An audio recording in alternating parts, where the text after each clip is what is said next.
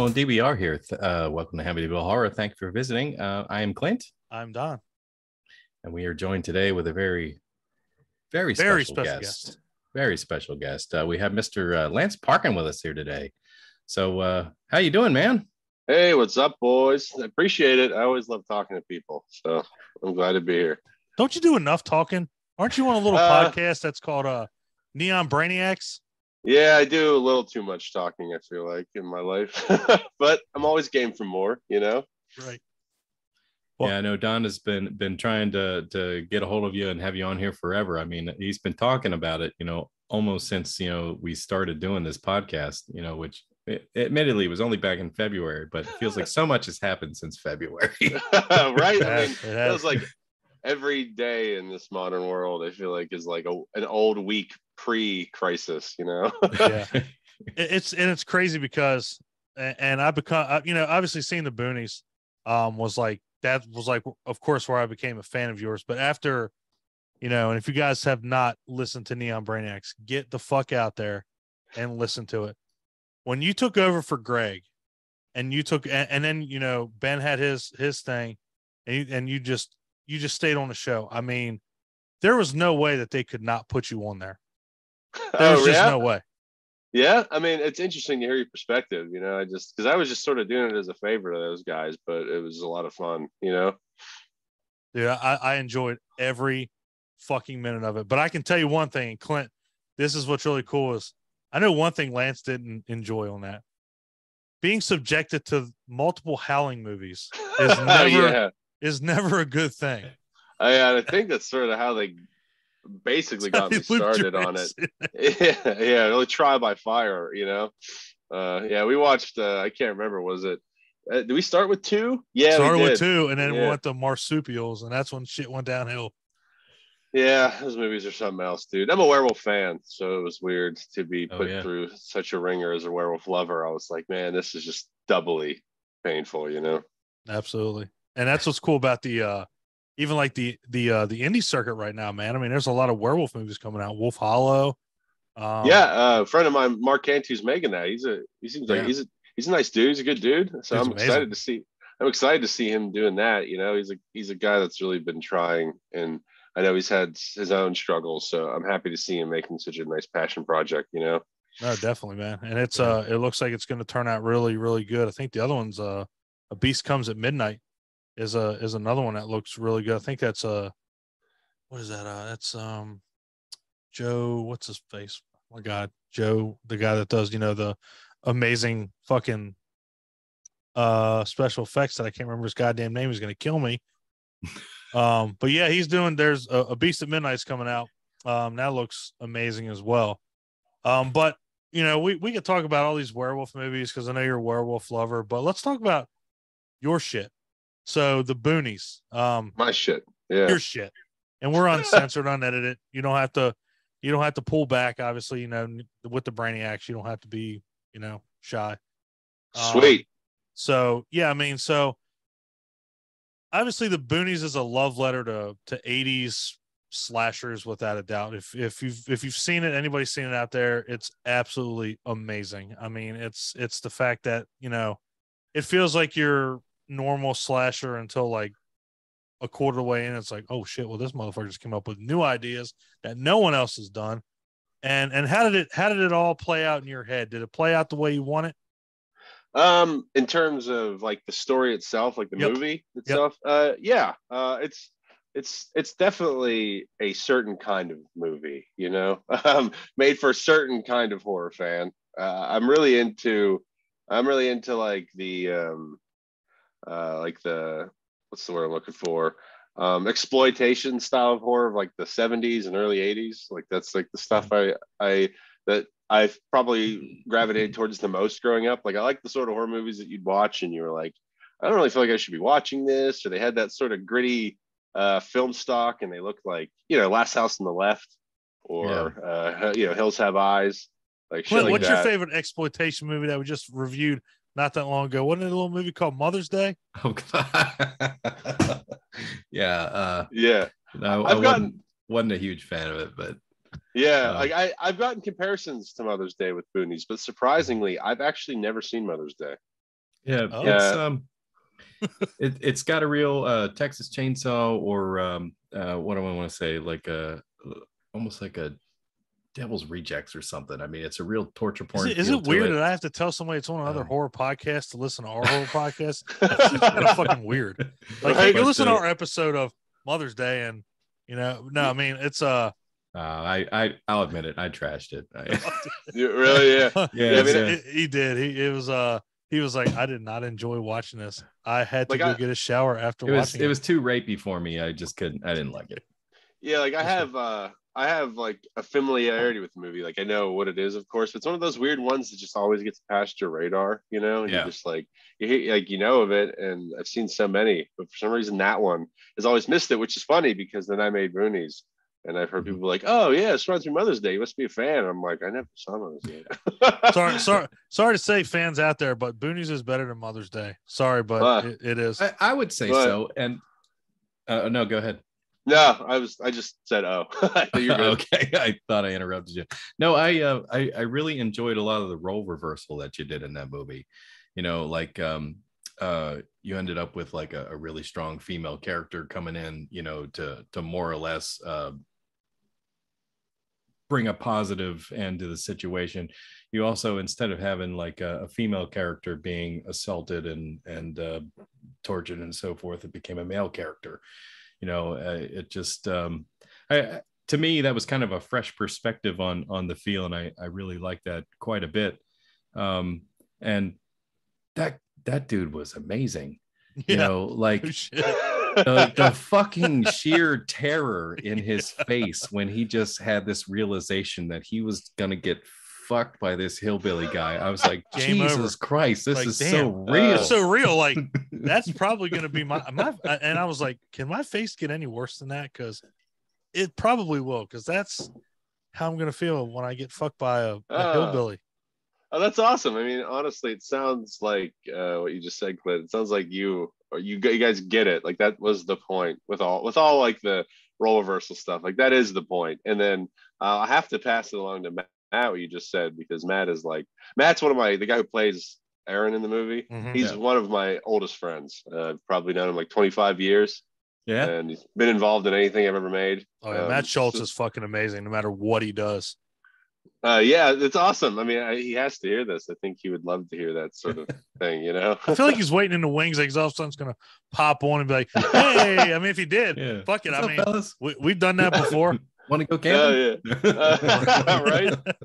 It sounds like you really did get it, though. I mean, this movie was made for an intended sort of audience, and I don't know if the company that to be inside baseball about it, like the company that distributed, I don't know if they necessarily put it in front of the people that need to see it. So I like that you guys are sort of championing it, because there is a certain audience that needs to see it that I don't know if they've even found it yet. Yeah.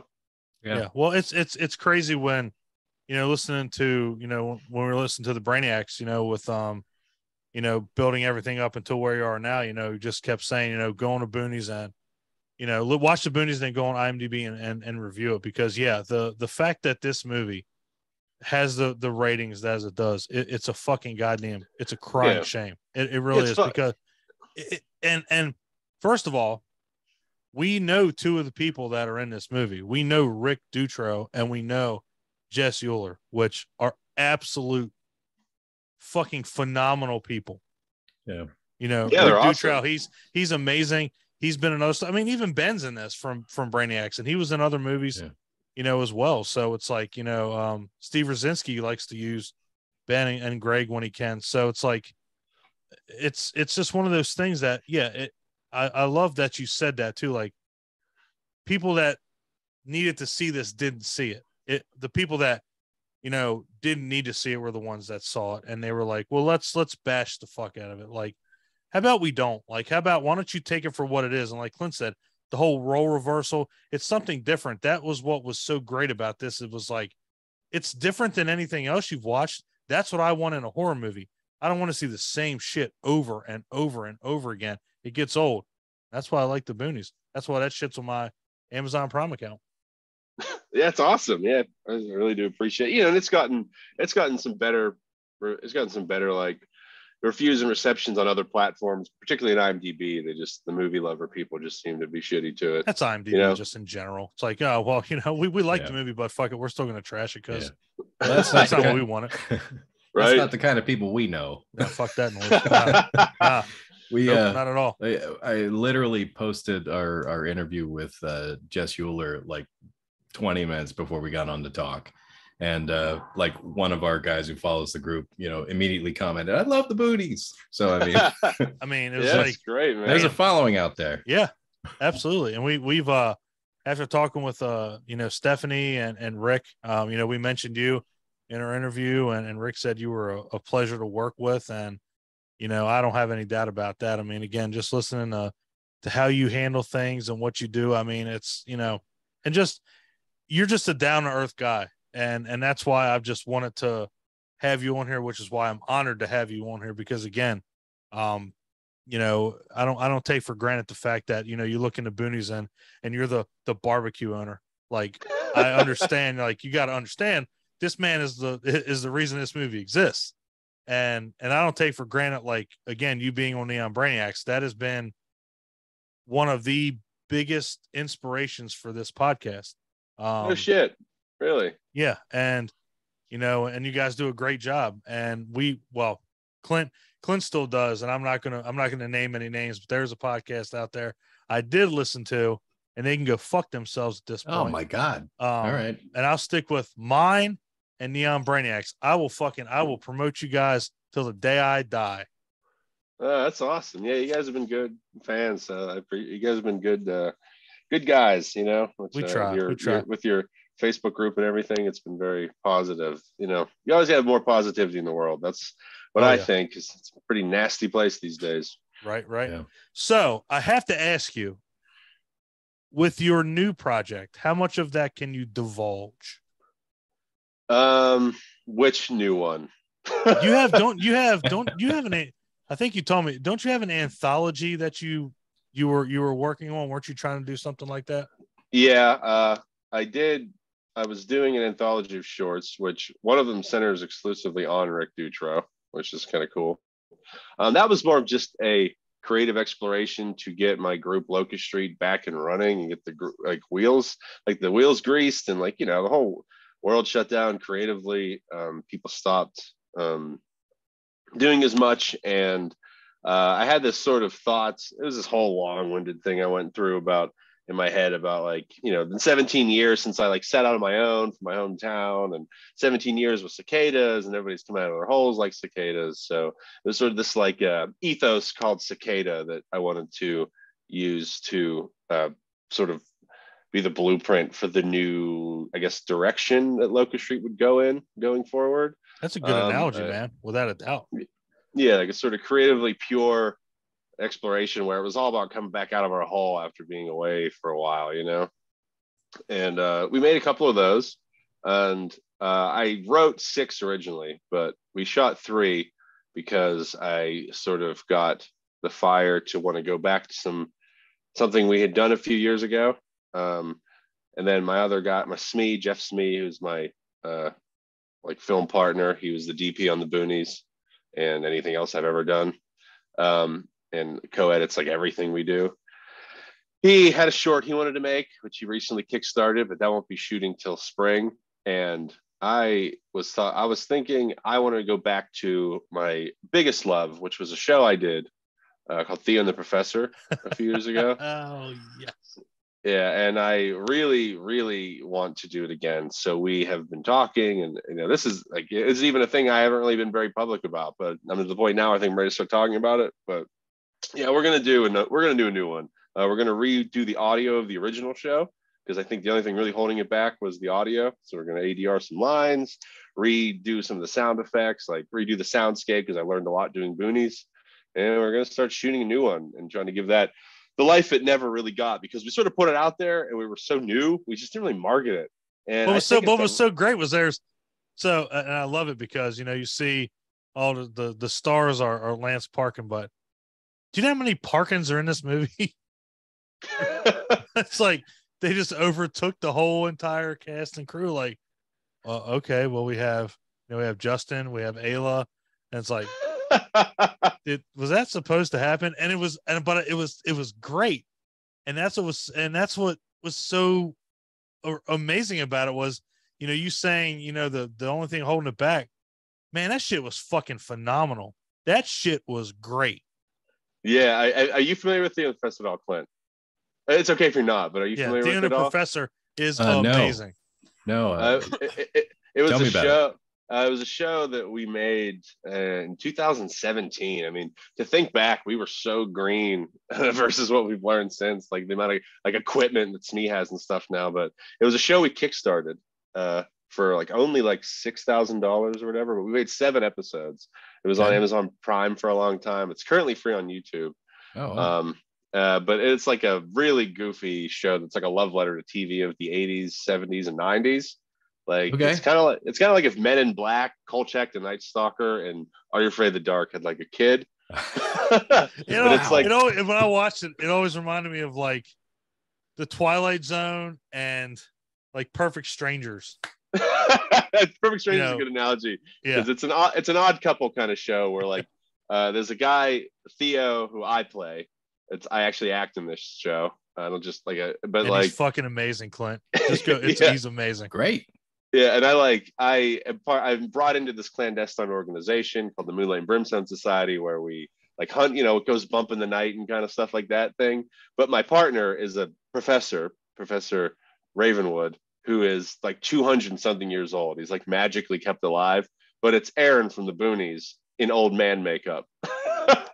And it is awesome. It's intentionally campy and fun, but I'm like, he's like crazy and I'm like cursing at this old dude all the time. I'm so mean to him. And it's just like the whole point is just, just a dude who doesn't want to be there. And this crazy dude is like trying to teach him how to do it. And we had a lot of fun making it. It's got full monster makeup in it and stuff. And all dude, it's legit. Shit. It's for, like you said, for 2017, it is legit.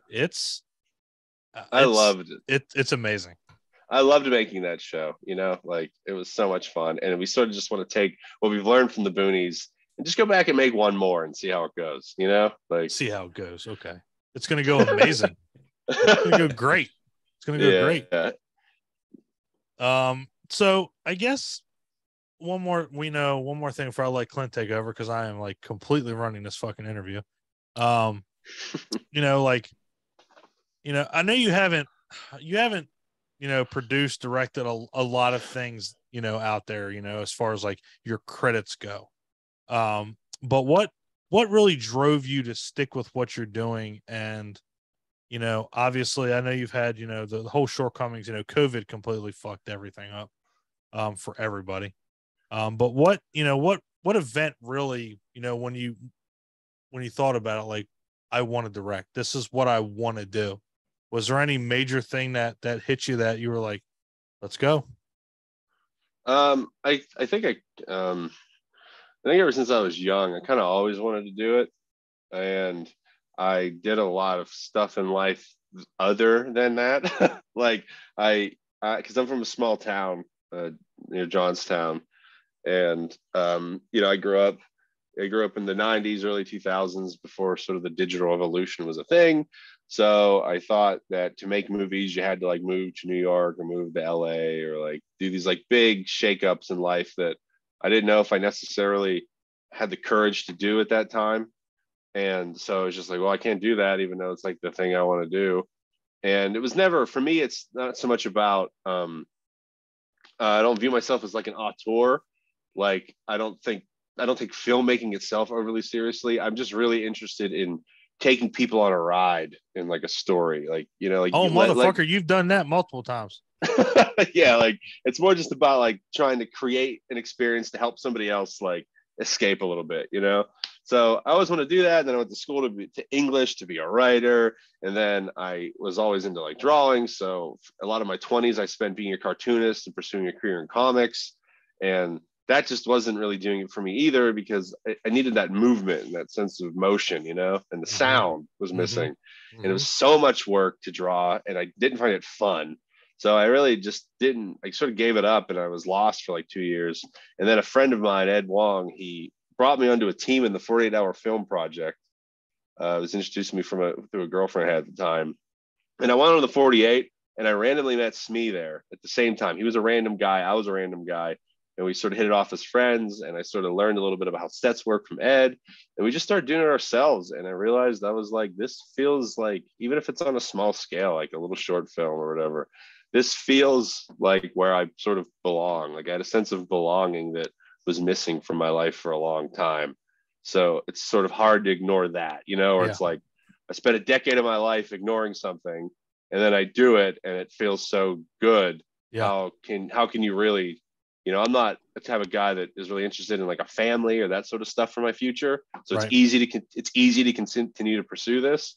So it's just like, how do you ignore that feeling? It's just more of like a thing where once I started, I don't really see an option for stopping. It's just the matter of what direction do I take this thing I'm doing more than whether I should do it or not. There you go. Yeah. That's a good way to put it too, man. Like, where do I go with it? Not necessarily should I do it, but I'm going to do it, but where do I want to go? Yeah. And I've always sort of approached it from a position or standpoint of like, it's like this was an analogy once brought to me to a friend of mine that I was like, this is an amazing analogy that matches how I feel about it. And I feel like pursuing a career in film is almost like a boxing match, right? Like you're watching what to do. You're trying to duck the bad moves. Sometimes you can take a hit. You take that hit. You just got to feel it. You just got to feel the pain, and you got to shake it off, and you just figure out how you can take the next shot while not taking the same exact hit you already took. You know what I mean? Oh, I love it. Oh my God, I love it. Yeah, just like learn from your mistake and don't repeat it, and just keep trying new ways, and eventually maybe you get that liver shot or that jaw shot you're trying to get. It's like playing Super Punch Out. Just gotta, just gotta do it enough to where knock the fuck out of King Hippo, and thank you very much. And sometimes I see people sort of just repeating the same stuff that doesn't work for them, and I sort of feel bad. I'm like, well, if it's not working, it's not you, it's what you're doing. Like, man, what a great analogy, dude. That's never heard it got been brought up like that, but it is. It's like you're just doing the same mistake over and over and over. You got to change your tactics up some point, right? Absolutely. Yeah, Clint. I absolutely love stories like that. I mean, we've been talking for quite some time here since we really kind of dove into the indie scene. That watching people just get together, as a labor of love or something like that, and really put together a project because it's something that they want to make. You know what I mean? It's not because they have any like big backing or anything like that, or even all the skills that they have to have, or even the best equipment. They're just getting together to make a movie, because they're really passionate about it, and they want to make that happen and create their art, and that's something that I can really get behind, and I love to hear somebody following their dream. I mean, that's just fucking amazing to me. Yeah, so it's all you got, right? Like anything in life is just going to be like contingent on what you actually do with it. Inaction is the greatest crime in my opinion. Just like not doing anything is the worst. Like just make a move, make a small move, make a big move. It doesn't matter. Just do anything, move forward, right? Yeah. Like I love that. And like Clint, you said it best, man. Just just go and do it. Like just what the only thing holding you back is you, and that's we've heard multiple people bring that up, like and trauma. Lloyd Kaufman has always been brought up numerous times when we do these interviews with directors and people that want to do this. It's like he told you, go get a fucking camera, go in your backyard, film a 25-minute movie, and you know what, you've done what 99% of the people that want to do that did not do. Yeah. Live a little bit, like live a little bit, 25-minute films at a time, like, well, again, and you know what, it's even like with what we're doing, we were scared to death to do a podcast. We went to a bar in Hagerstown, and we were like, are we doing this for real? Like, are we going to do this? And we batted the idea around like a ping pong ball. And then finally we were like, you know what, let's just do it. And we did it. And to be honest with you, it has been one hell of a ride thus far. I mean, it has been insanity. We've met so many people, you and people, and it's really funny because people that you've worked with, we've talked to. I would have never imagined that. I would have never ever thought that would have happened. And it did. Right? And I'm like, I'm so humbled by that. And I'm so humbled by the fact that you're on our show because you have your own show and you've done things that, we've only dreamed of doing. But now it's like that reality is starting to hit like, hey, we're not so much out of the loop as we think. We're talking to people and we're doing things that, only a handful of people can do. And, anybody can do a podcast. Like, let's face it, when COVID hit, everybody was like, I can do a podcast. But it takes more than just, being able to get behind a mic and talking, because some people just can't do it.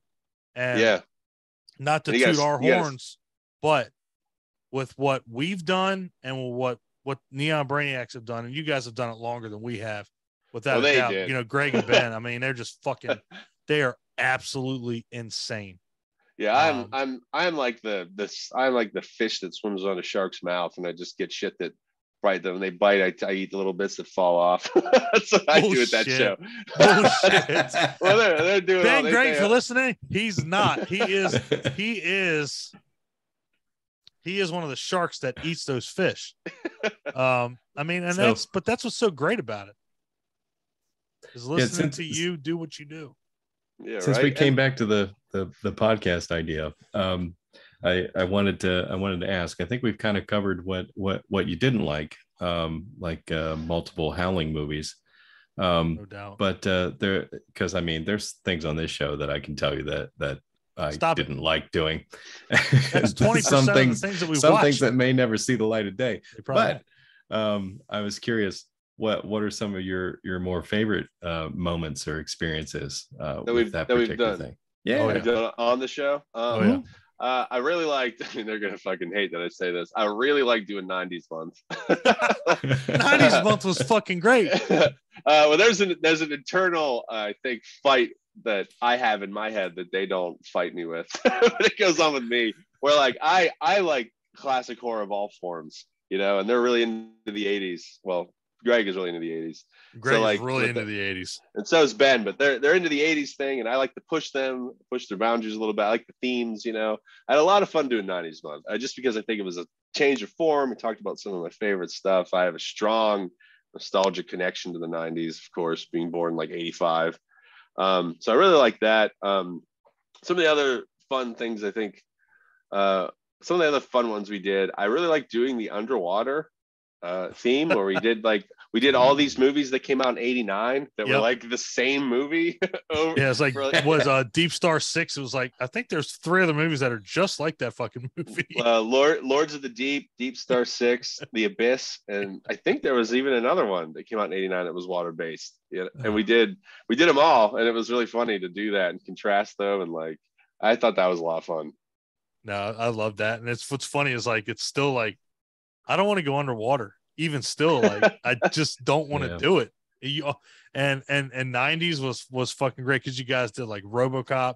I mean, RoboCop is, it may not be fucking horror, but I can tell you that motherfucker at the end of that movie, Emil, when he gets fucking wasted with that radio, light him up, dude, that shit's terrifying. I think you're thinking of their action block they did, which I missed. Which pisses me. Well, that pissed me off, because I would have loved to have done some of those movies they did, like Predator and shit. That's like some of my favorite. Yeah, why the fuck wouldn't they bring you in to do that again? Yeah, seriously. That was before. 90s block was the one we did. We did Leprechaun. Right, Leprechaun. Jesus. We did Army of Darkness. Oh, all right. Scream, which was a lot of fun. Mm-hmm. And there was another one. I don't remember what fucking Child's Play 2. Play, which was the honestly the more, I mean, sorry, Child's Play 2 is like, that's the superior movie out of the entire franchise. That is the best. I think it's my favorite one, I think. I guess I'll have to go back and listen, because I fucked that up. Sorry guys, but it's all right. No, I mean, again, I've listened, with you being on there, man. I mean, it added another dimension, because, we knew, I mean, the boys are not predictable. I mean, there's no doubt about it. You know, but having all three of you on there, it is it's something else, man. It's like, holy fuck, like you think you play like the wingman, but you don't, because you got more of a say than what you think. And I'm so glad that they brought you on there, because I mean, how could they not? I mean, you know, you filled in so fucking well. There's just no way that they couldn't do it. There's no way. Yeah, that was interesting, because when they first asked me about it, it was just like, oh yeah, I'll film for a couple weeks, and then that was like almost a year ago now. Yeah, I was like, holy shit! It's like he's still there. Yeah, that's fun. It's fun. You know, it's just a fun little thing to do. I try not to be too I try not to be too tough on the movies in general, just because nobody wants to see the guy who makes movies be like a shithead about movies. You know what I mean? Yeah. But so I try my best to be a little more positive, but sometimes you can't deny that these are rough watches, you know? Oh yeah. I mean, Jesus Christ. We've had our fair share. Easter Bunny Massacre. Yes. That's exactly what the approach I try to take, is to try to find, you know, the positive things of the film, to pull them out of there, the things that I can highlight and say, hey, you know, this was pretty great, you know, and then try to give a good, you know, logical review of the thing. But sometimes you just can't do it. You just can't do it. I don't know what the fuck was going on here, but I just didn't get it, or I don't like this at all, but it happens. It happens. Right.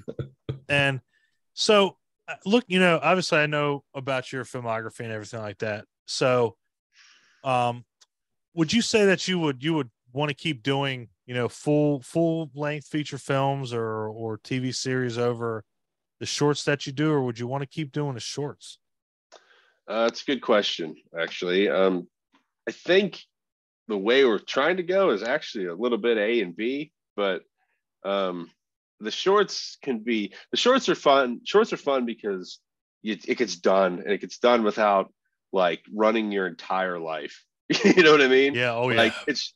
it's just like the cicada shorts that we made, for instance, like each of those were like 2 days. I think one will be 3, you know, and they were like half days. They were well planned, which is another part of, we were very much prior to the Boonies. We were like, as Smee will often say, which I love. He says Locust Street is professional amateur filmmakers, because like we like love it, because we would just fucking Smee and I we would come up with stuff, and like Matt and I would write it, and then Smee and I would figure it out. We would like half figure it out and then half do it the day of. Mm-hmm. Like that's how Theo was done. It was like half planned and half done on the fly. And it's amazing we could do that and have that skill. But we have a guy, John, who works with us all the time now. He's my AD, and he's awesome, because this dude's mind is like, has the ability to just grab the rest of us and like put us in like, look at this, figure this out. And then we did that when we did these shorts, and then you get on set, and now all of a sudden, since everything is figured out, you're just like, oh my God, we're just having fun, you know? Like the stress of like, what the fuck, like how much time do we have? Right. We didn't figure this out. We didn't do that. Like that's gone. And it's like replaced with like, oh, we could just focus on making what we have planned as good as possible, you know? Yep. Which is why I think there'll be a jump in quality in what we do, because Smee's kit has grown so much and our process has grown so much. So I want to keep doing shorts to help refine the process, but I'd like to take what we learned and apply them to larger scale projects, you know, and just, well, you're only going to get better. I mean, that's the thing, is that's what's so great about who we've talked to before, is that, you know, like you're the director, but your AD and everything that's your sidekick. But at the same time, it's like that dude is going to take the reins just because that he's assistant director. It's like, well, you know what? I'm going to prove I can do this. Like they have something to prove. You don't. Like, you know what you're doing. But when you two get together, it's like, well, now we're just better now because we're on the same page, where we want the same thing. And some people, I think that's where they falter, is that, you know, the director, the AD, and the writers just don't see eye to eye. And I don't know how a fucking movie can come out like that. Like, just scrap it then. Because if those people can't agree, why even have a movie?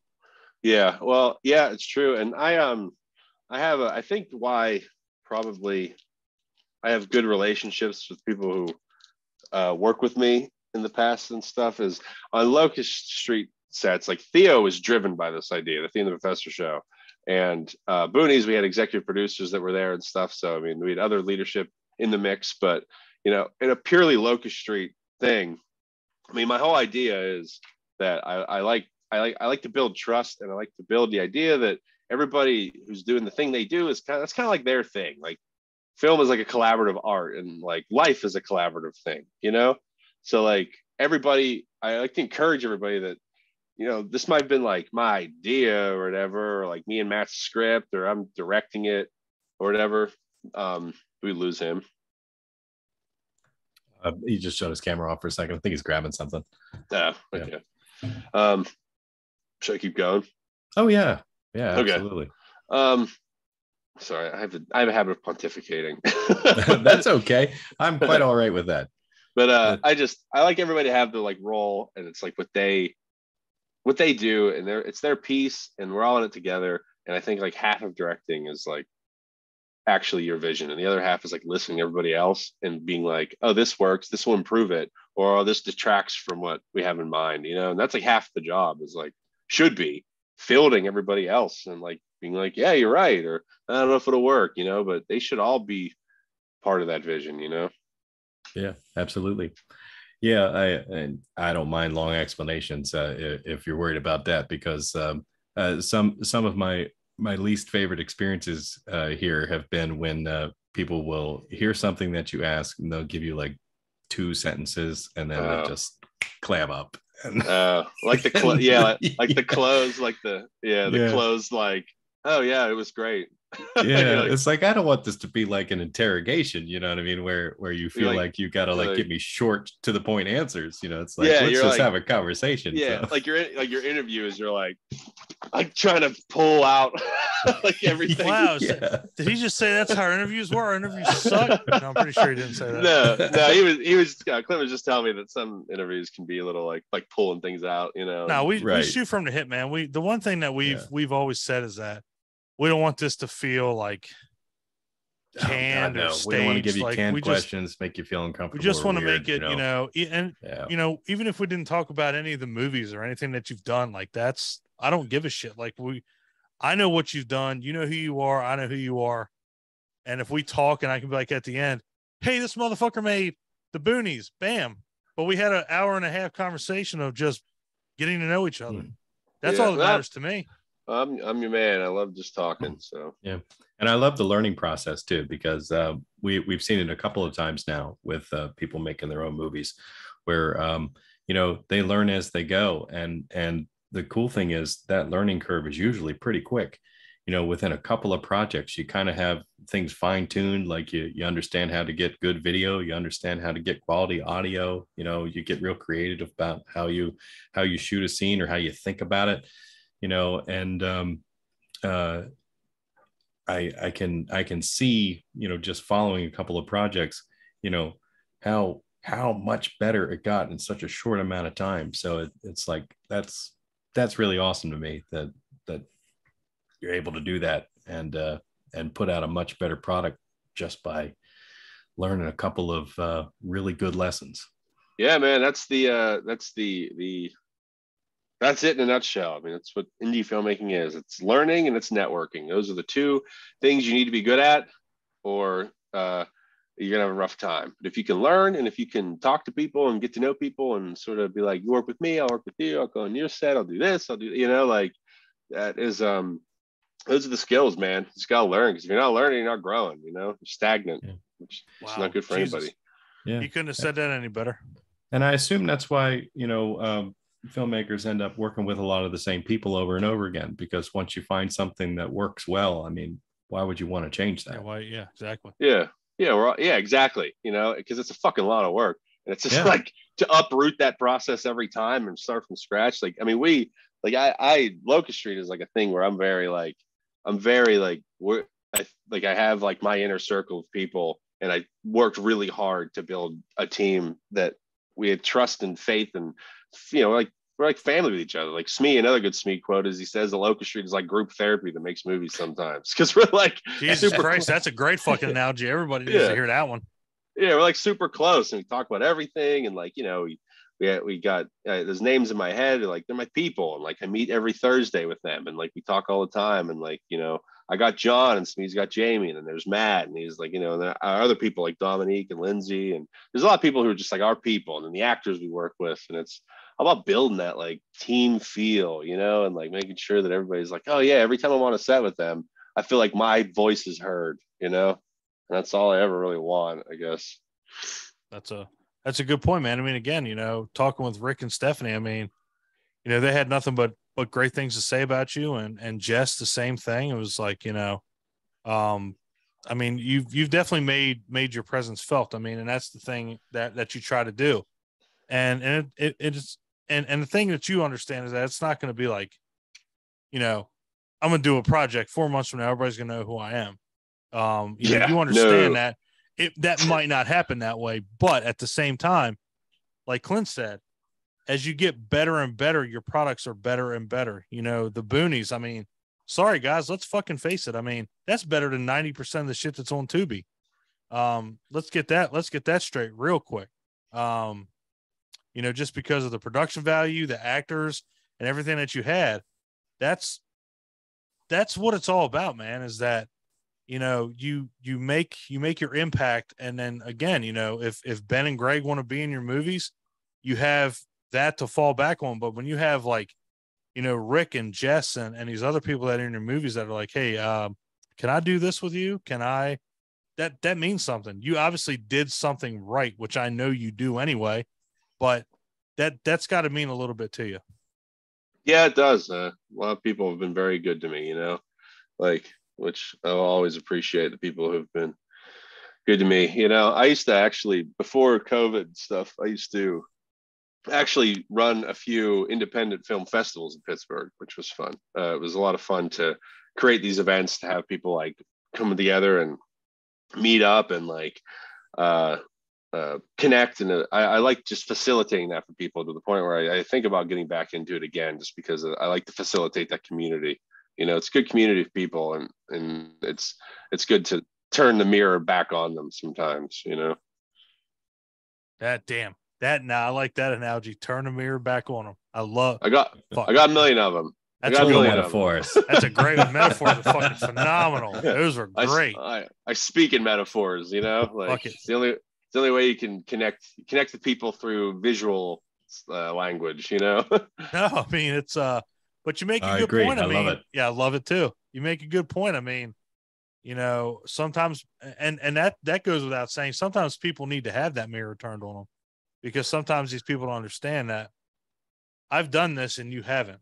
And we've worked together before, and again, everybody learns from everybody's mistakes, but everybody learns from people's successes too. Like, okay, this is what we did in this movie. Now, how can we make it better in the next one? How can we do better in the next one? And some people, I don't know why, but some people just can't get in their head that you said it earlier, you never stop learning. You never stop learning a craft either way. You could be the master of everything, but you still learn something along the lines, like somebody did something different. And that's something that I love about, like, you're so humble about it. Like, you understand, like, you've made a good movie. You've made the Boonies. You made a good movie, but could I make a better movie? Of course, because that's what you shoot for.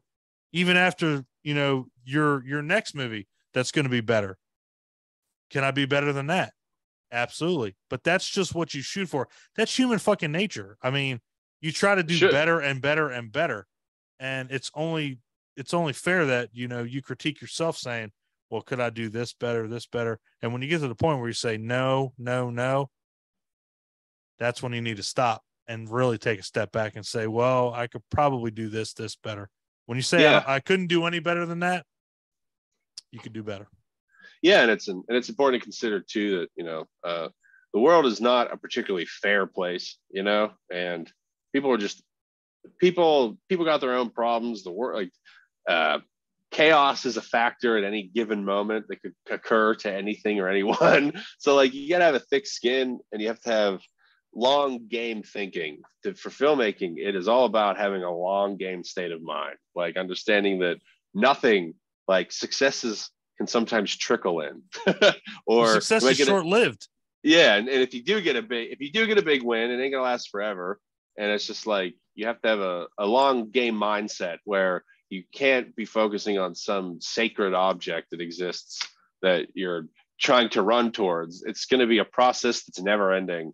And even if you start to become successful or professional at it, where it's like you're only living or whatever, if you get stagnant, it'll go away. You know, like it's just the sort of thinking that like the world is around you and it will be tough to make film. It's not easy. I don't know if I would call it, when you're starting out or even for years, the most rewarding art form in terms of instant gratification, right, or instant payback or instant turnaround. But that the art of like the act of doing it and seeing something come to fruition that you have collaborated with a large number of people on to make happen, that in itself should be the reward, right? Like, and if that's not, maybe you're doing the wrong thing. You're doing the wrong thing.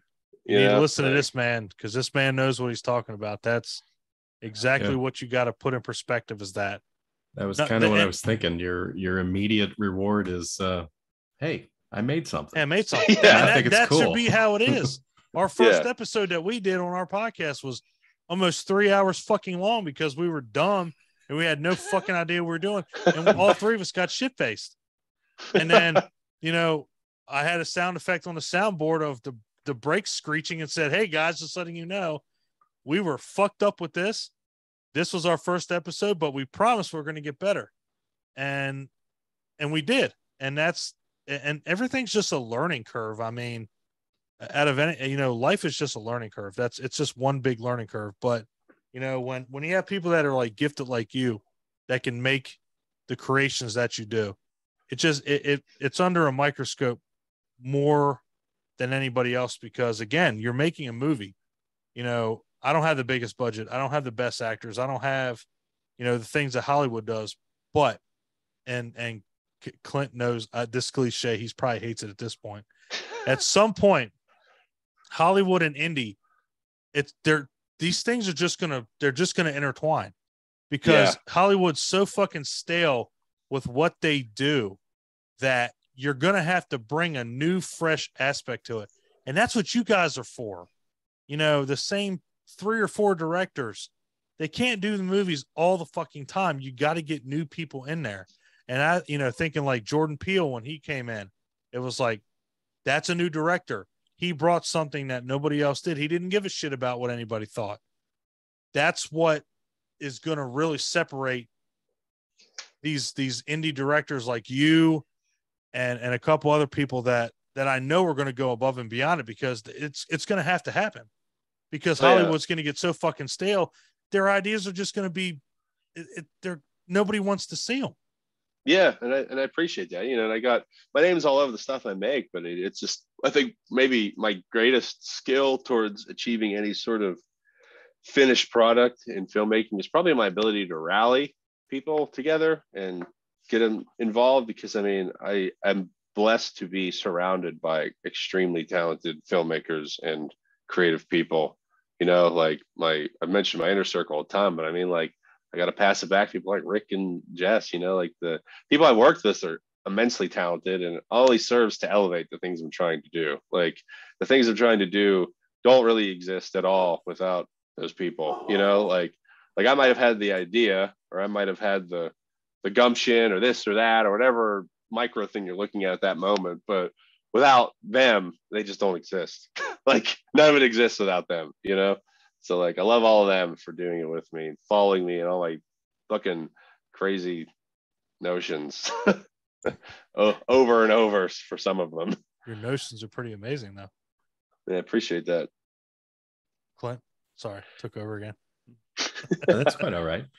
No, I just wanted to make sure that we told people exactly how they could find find some more of your work, and so we can try to help spread the word a little bit because, like we were talking about earlier, it's painfully underappreciated, and we haven't seen. I had to go find it to watch the Boonies. I hopped on a Voodoo and shelled out a few bucks, just to watch it so I could talk about it. I mean, it's appreciate that. And you got it, dude. No I mean, problem.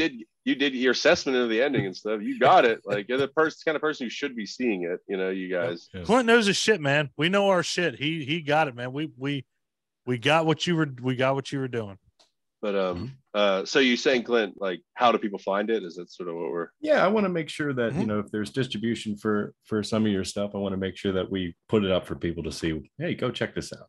Yeah. I mean, Boonies is available to rent on almost any platform, but like you said, you will have to search for it and look for it. I don't know if it necessarily got the love it deserved in its post-marketing release, but whatever. That's what stuff like this is for. People like you see it or for, but yeah, you can find that almost anywhere. Really, anywhere with digital rental platforms, just search the Boonies, it'll come up. I have my show, Thea and the Professor, is on YouTube for free. That will be a temporary arrangement because, like I said, I'm going to be remastering the audio. When I start to do that, I will take the original show down and start re-releasing them episode by episode. But most of our stuff is on YouTube. Locust Street Entertainment.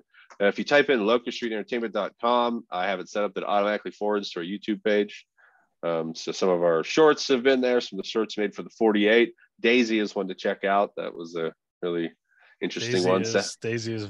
Do you stole the words out of my mouth? Like, that is an interesting one. Without a doubt. Yeah, that one, we won the 48-hour film project in Pittsburgh in 2016. With that, I got best directing. That's a weird one. There's some other shorts on there, some of our funny stuff we've done, little side things we did for fun, and we'll probably be a little more active in there in the future. And I'm also. Are all your is Pawns and Butterfly on there? Yep, they're all on there. Cool, awesome. As long as they're there, those two I checked out. Yeah, Pawns was fun. Pawns was I could definitely tell that was fun.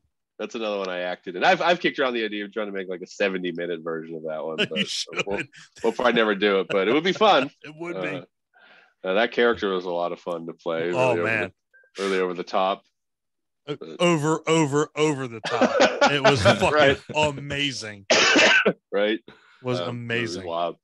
Yeah, they're all in there. SME actually curated a playlist of our 48 shorts, so it's part of that. And the Cicada stuff will be on there soon. I'm on Neon Brainiacs. I'm thinking about getting into an interview format podcast myself here in the future, where it's sort of focused more on the kind of stuff I've been saying to you guys, like people of all walks of life and creative endeavors, and sort of trying to get into what drives them and what makes them how they've survived this long, basically. And dude, we can man, if you do that, let us know. We can definitely point people in your direction. I mean, we definitely, if you do that, we want you to succeed. So we can definitely get you people that, want to talk about what they do. And man, just let us know. We will definitely get you rolling on that. You don't need any help from us, but I need all the help I can get on any of this shit. Because I've learned more and more as I've moved along that, sometimes it's the people you, more than any distributor you're going to get or any of that bullshit, it's the people you connect with that matters. So I need all the help. Distributors only go so far. I mean, you said it earlier, which me and Clint, we both nodded when you said it. Networking in this indie scene, that is 1000%.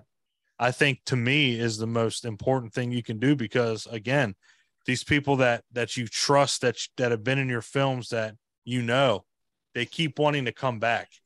And they keep branching out. And that's one thing we've seen, is that networking is, goddamn, that's to me, that's just one of, if not the most important thing in the indie scene.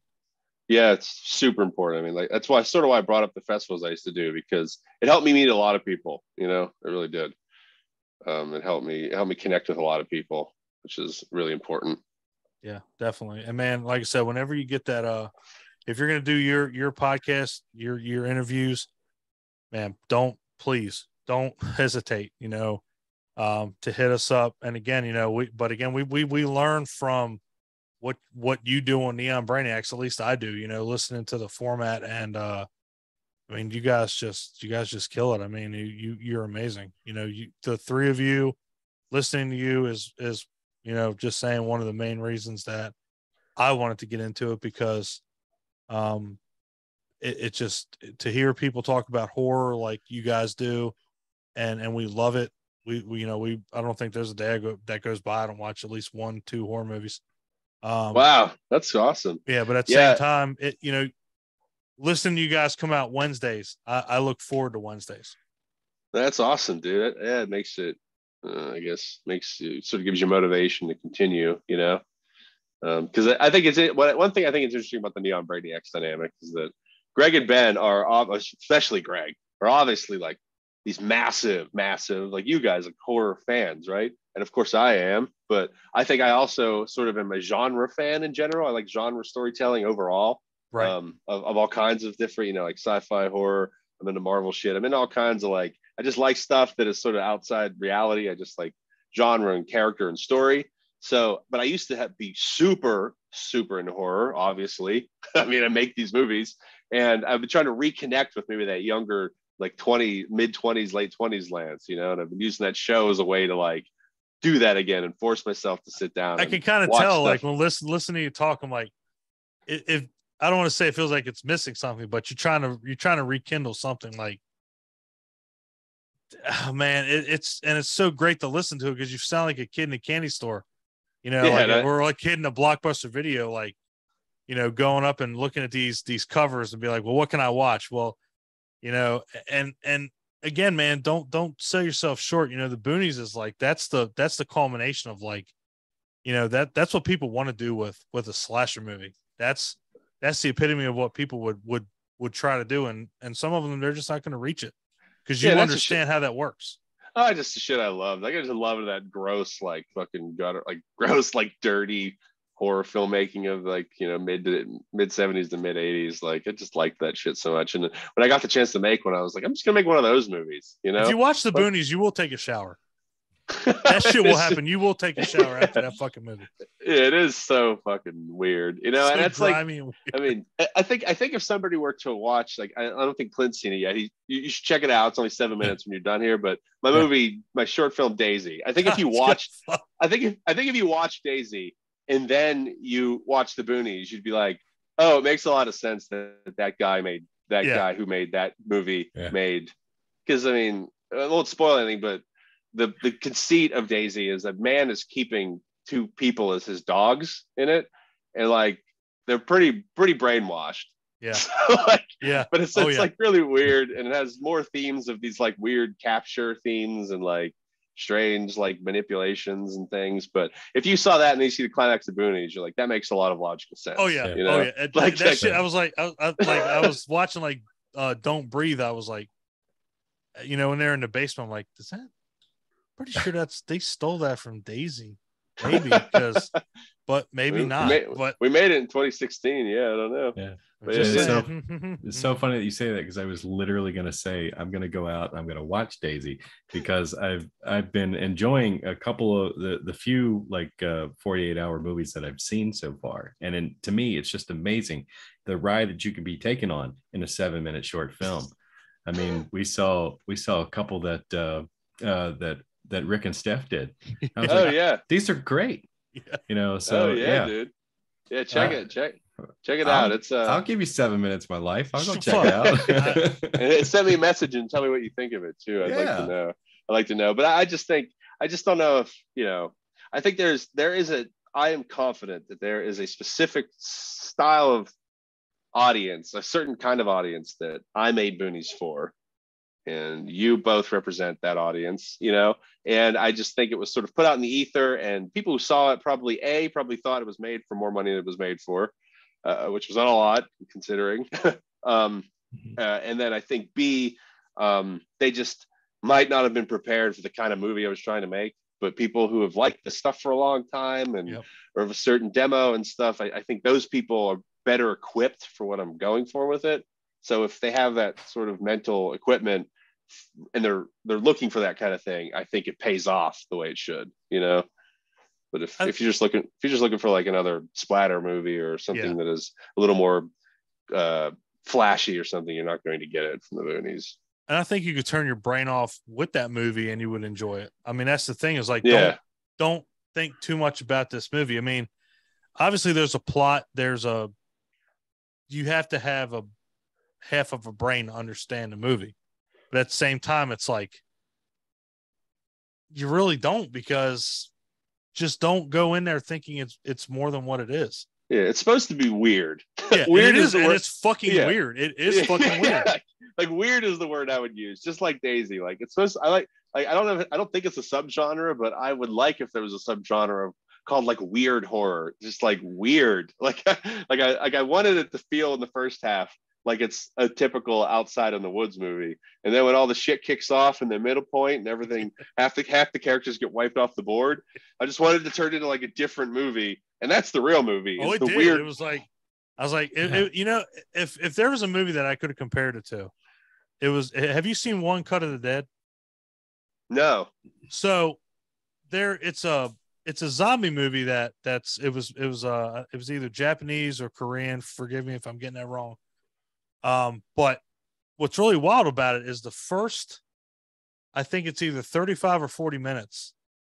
It's a movie being shot. So these things that are happening, you think it's the movie, and then halfway through it clicks, and that was just the first half of the movie.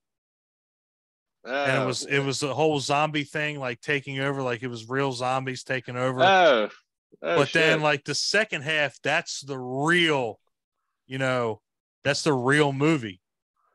And that's what the Boonies reminded me of. It like you said, it's like the first half hour, 45 minutes. It's like, it's almost like a setup.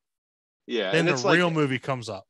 And that could be a gamble for people, I guess. It can be a gamble for an unknowing audience, I suppose, because for the first half hour, 40 minutes, you're supposed to think, oh, this is like a wrong turn kind of movie. Like you're supposed to think that by design, but that can backfire on me in that people who don't have any idea and don't stick through it might think, oh, this is a wrong turn ripoff, like it's supposed to feel that way. Right. And then when things pivot, it's supposed to turn into like, oh, this movie's actually like a weird, like redneck cannibal, fucked up like romance, like pansexual romance thing, like with like that's. I mean, there's no other way to describe it. I mean, seriously. I mean, yeah. It's. I just appreciate. And Clint had said too. I appreciated that you guys get that. Whenever the big thing happens with Matt and like that, the assault scene kind of happens. It was by design supposed to feel like, if you're a man watching it, like how many times has a woman watched this exact scene play out, and then the dude comes in and like like I'm trying not to spoil it, but like you get what I'm saying. Yeah. Hopefully I bury in the lead. It makes people be like, what is he talking about? But you're supposed to watch that scene and be like, oh, I've seen this 100 times where the woman was the one in that dingy corner, and the dude was the guy sneaking up with the knife. Like if you guys haven't seen it, I mean, you have to see it. I mean, again, he's not lying about this. This is like, it is different than 90% of the movies that are like that. It really is. But you two picked it up, which was cool. I mean, you picked up on it. Like that's what we were going for. That was the idea. It's because we're so fucked up in the head. That's why we understand. Like we get it. Like that's something you need. Yeah. Yeah. No, it's just an escape. The Boonies is an escape from. It's supposed to be a ride too, which is like, because I could have, in that scene, I could have taken it like a discussion that happened on the set between me and the producers was they were trying to push me to take that scene to its conclusion, if you follow me. Yep. But I was, to their credit, they were very open to rebuttals. And I used some of their ideas, and they, like some of the things with Cloyd with some other stuff. So, but like they were very easy to work with guys, and so they were very open to my reasoning why I did not want to do it.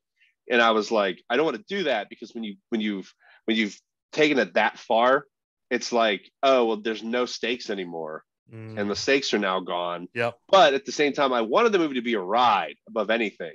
So like I did want these characters as we could have to have an ending that could be at least somewhat construed as I don't spoil the ending, but not bad, No, like, and you said it right there, like push it to the conclusion. Like I don't think you would have got the same impact.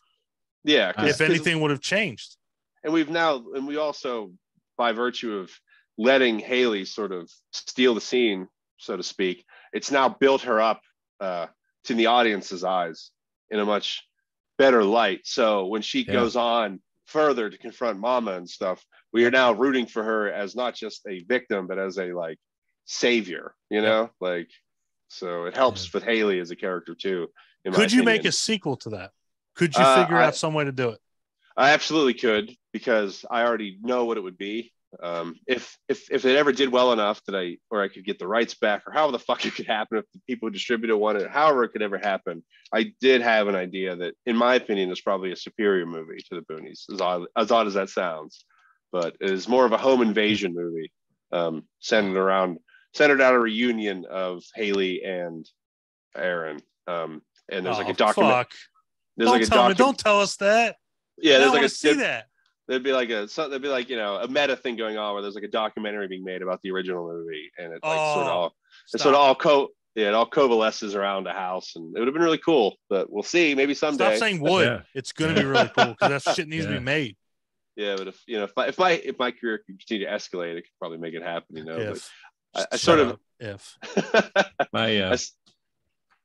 I'm sorry. My favorite thought watching that particular part of the Boonies was just thinking, how many dudes have sat here and watched this and fucking cringed when this was going on, and said, how far are they going to fucking take this, and squirmed in their chair the whole time? Because I was kind of having those feelings myself. I had to get up. At one point. But kind of put yourself in that position when you're watching. It's like, Jesus Christ, is this happening right now? Yeah, like good. When I'm squirming in my foot, like I didn't get up, but when I'm like, that's like when my legs are just kind of like twitching and kind of like, fuck, this is insanity. This should not be happening on screen. But that's the intended effect, that it did. That's the intended effect, because how many fucking women have seen that exact shit play out too, and wondering where they're going to take this, you know what I mean?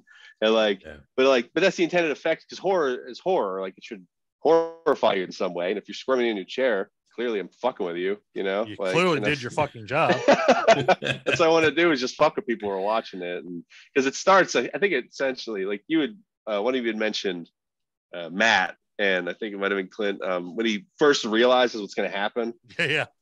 And his like face, and when I watched it with some people, almost everybody in the room sort of groans, and people realize, oh my God, like, holy fuck. Yeah. But then like we take it like a few steps weirder by turning into this like weird fucked up Texas Chainsaw Beetlejuice wedding thing that goes on. Oh, dude, that was fucking amazing. Amazing. Yeah, but he brought it up and not us, because we didn't spoil anything. But he awesome. What I'm trying to do is drop seeds of things, so people can be like, what the fuck are they talking about, and like try to pursue to connect that for themselves. Just go watch this fucking movie. Yeah. Go watch this fucking movie. If for no other reason, the man has told you there is a Texas Chainsaw / Beetlejuice wedding in it. We've told you it's fucking great. We've squirmed in our chairs. Go watch this fucking movie. We don't want to keep you on here much longer, brother, because I know it's 8:00. We've gone over our thing, but man, I mean, your creative spin on things is impeccable and uncanny. I mean, seriously, I mean, you have something special, and the Boonies is something special. It does have things that nobody else did, and people need to understand that. And again, you have no excuse not to go see it, because it's only a couple fucking dollars. Help this man out. Yeah, dude. Fuck your biggie bag, Yeah. They used to say that's what you say on Brainiacs. It's $4 to rent it. Biggie bag's $5. You don't need the biggie bag. Watch the Boonies. Boom. I started Patreon just so you motherfuckers can watch the Boonies. If you got $10, biggie bag and the Boonies. It's good night, Exactly. But exactly. But it was good talking to you guys. You guys are fun. It's fun talking to people who are fans of stuff you did. And It's good for the old sense of motivation and self. Look, dude, I'll be honest with you. Look, I've followed you since, you've been on Neon Brainiacs, and I've followed you since, you've done the Boonies and everything, and just don't stop what you're doing. I mean, just be who you are. You're an enjoyable person. I love listening to you. I love what you're going to bring to the table. No disrespect to Ben or Greg, but having you on there has made a big difference to that show. Very appreciated. Even when it was, you and Ben, you and Greg, it was more enjoyable, but having all three of you on there, it's like, this is on a fucking another level. No shit. Well, thank you. Yeah. And guys, if none of you motherfuckers have listened to them, I try to post all the new episodes on our group so you can go check them out. Because these guys are something special. I mean, they really are. So, Ben Deedles, was it Greg Harrington, Lance Parkin? Man, go check these motherfuckers out. I mean, they are so enjoyable. And honestly, if you like us, you're probably going to ditch us and go listen to them because they're a lot better than us. Well, don't do that. There's plenty of time in a week. So yeah, exactly. Yeah. And we want to continue to follow your projects, things that you've done and up and coming things. So, I mean, if there's anything you want to share or help promote, or you just want to throw it up on our page, I mean, absolutely do that. Please. I mean, and if we see it first, we'll put it up there. Yeah. So awesome. Yeah. Awesome. Thanks, guys. And around time when I'm finishing that new Theo stuff, I would gladly come back on, Yeah, that'd be awesome. We'll reserve your fucking ass right in that chair. Absolutely. Cool. Yeah. I love talking. So absolutely. I made you go over. So you made us go over. Yeah. Okay. Yeah. We wanted to. Clint, break it down. Actually, you know what? I will now because where can everybody find you, Lance? Social media. Obviously, we know your movies, but we're gonna give you the floor for the next however fucking long you need. Tell everybody where I can find you. Like earlier, look for Boonies and on any platform. Locust Street Entertainment is our YouTube channel, has pretty much everything on there. You can find me on Instagram at Lance Parkin. I'm not the most consistent social media user, but I plan on being a little more lively on there. But Instagram is the main place to find me. I got Facebook, whatever, but I'd prefer people find me on Instagram at Lance Parkin. Neon Brainiacs comes out every Wednesday. And so Locust Street Entertainment on YouTube and at Lance Parkin on Instagram for now. But that motherfucker will stretch that reach across social media. Man, Lance, again, Clint wasn't lying when we started this out. I've been trying to get you on here forever. I God damn it, I do not regret this at all. I mean, this has been so fucking enjoyable. And to have somebody else that's on another horror podcast makes it even better, just because what we're doing, and it just makes it more enjoyable, and we enjoy what you've done, and it's just I'm very humbled by the fact that you are on here. You have no idea.